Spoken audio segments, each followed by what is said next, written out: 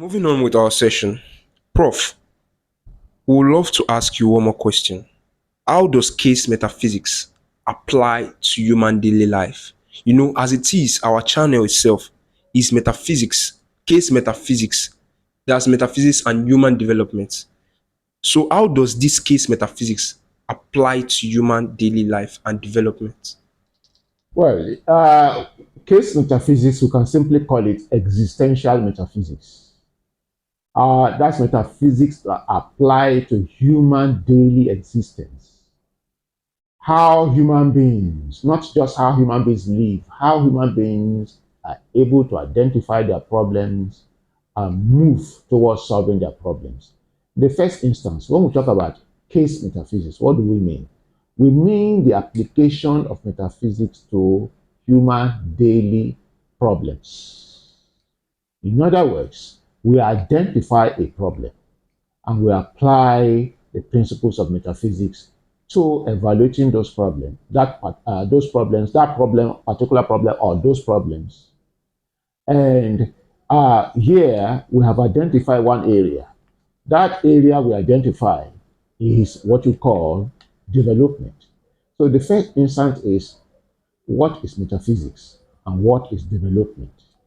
Here we want to find a synergy between metaphysics and development. And we want to anchor development on metaphysics. So there are dimensions to metaphysics, but the simplest definition of metaphysics, or the simplest definitions of metaphysics, is that it is the theory of being. Now, as a theory of being, we cannot study being without the human reality. In other words, too, if metaphysics is defined as a theory of being, it's also defined as a theory of reality. Now, where being stands for the foundation that is responsible for every other thing. Reality, a capital R, refers to the totality of everything that is, insofar as the human mind thinks of it. Now, there is one reality that we cannot dispense with. What is that reality? The human reality. And so we ask the question, what is it that is particular about the human reality, human nature, which determines human personality? So, for us to be able to address the question of development squarely, we must first and foremost define the human reality. And this is where I say nations that are wise begin by developing the human beings within the society. With respect to the question of case metaphysics, you must identify the people you are. What are their talents? Every individual in the nation has talents. Identify every human being and their talent. That is the task of education and the minister of education. You must develop an education system, an education pedagogy, curricula, in tandem with the endowments, natural endowment of every individual in that particular locality, say a country. Those individuals in the what are their talents? You must a very good system of education, a very sound, profound system of pedagogy, a very profound, sound education curricula must address the issue of human nature. And by human nature also, the human personality. What are their talents? And what kind of skills can they develop? These skills, how can they be sharpened? That is why education must be redefined to be problem oriented, not theoretical kind of education, where all we do is to acquire vocabulary. We do too much talk, but no action. It must be education whereby theories are derived from the problems within the society, not foreign theories imported, like we do in our education system here. Most of over 90% of the theories we talk about are derived from abroad. And Bertrand Russell, in his analysis of liberalism, made a statement. He said, theories imported from abroad seldom do well in the countries that they are meant to be used. And if we take that Russellian statement, Russell's statement, very seriously, what it means is that when a theory is imported, it does not address, the theory does not address the problems within that locality. And that is why practice precedes theory. It is, we must act first before we begin to analyze. This is what case metaphysics is all about. Deriving the theories for solving human problems from the environment, not importing them. All right? So if we don't go importing theories, but we derive theories from the environment, so that all our education system, curricula, pedagogy is addressed towards the human personalities and the problems in the environment. That way, everybody in the academics, from kindergarten, teacher and students, teacher and pupils, from kindergarten, nursery, primary, secondary to tertiary institutions, our minds are made to be tailored towards the society. We are sent to the field on daily basis. We may do, for instance, if we have 5 weeks in school, we may do, for instance, 2 or 3 days theory and acquisition, and 2 or 3 days working in the various industries, including the streets, such that every problem of the society is addressed from the academics.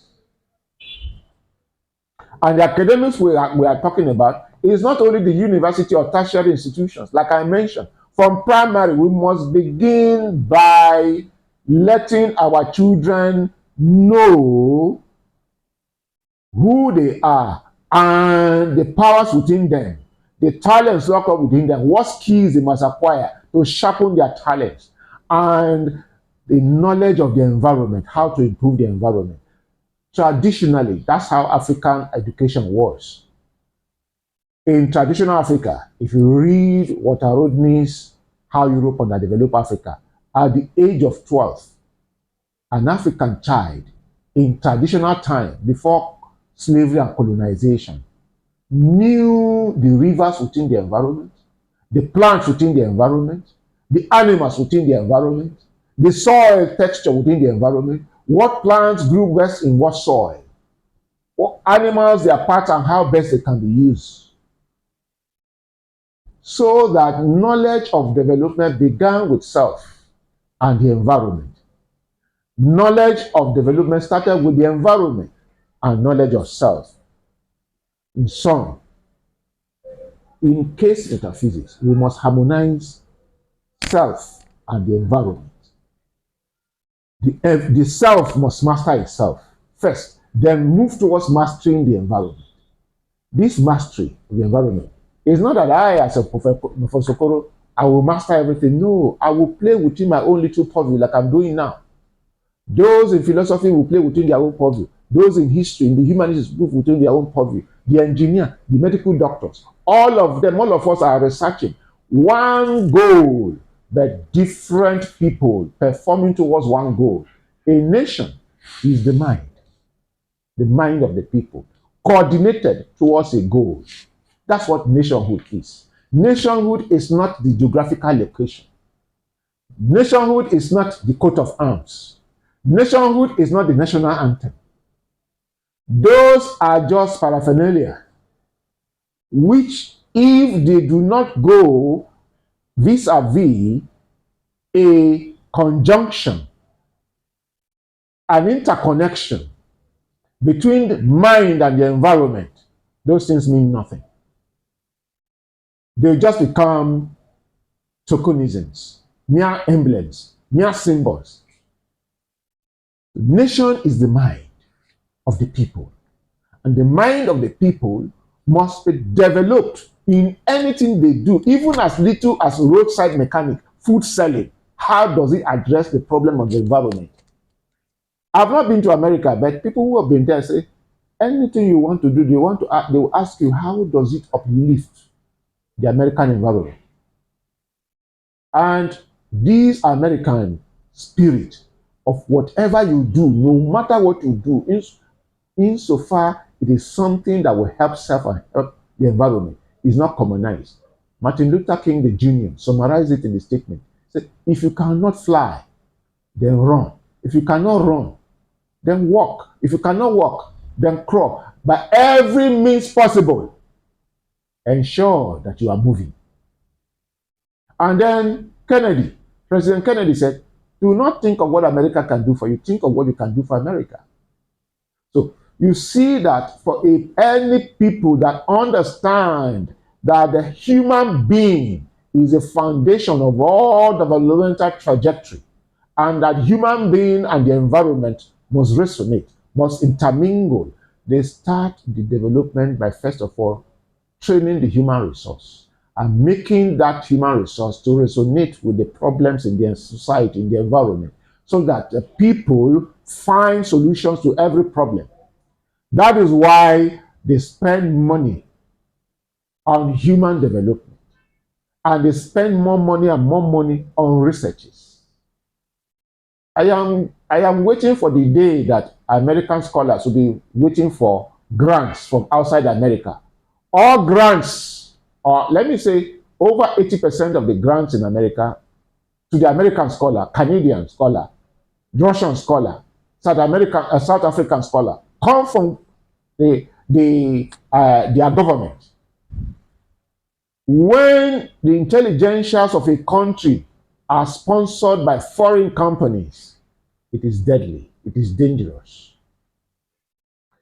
A nation that does well is one that the government spends money on the people, allows the people to identify the trajectory in the various walks of life, and the people on daily basis, on per second billing, are finding solutions to the problem of the society. And it's such that education has been taken beyond the four walls of the classroom. You can go to a music school and prosper. You don't need to go to university to prosper. Michael Jackson did not go to university. He's a world star. Honda Hirohito did not invent his car within the four walls of university.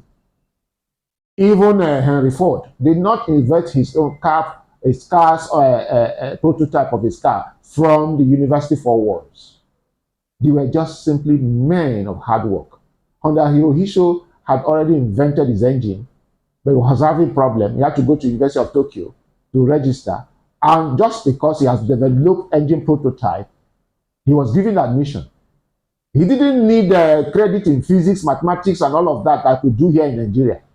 For the fact that he worked in Toyota workshops and developed his own brand of engine, he was given admission.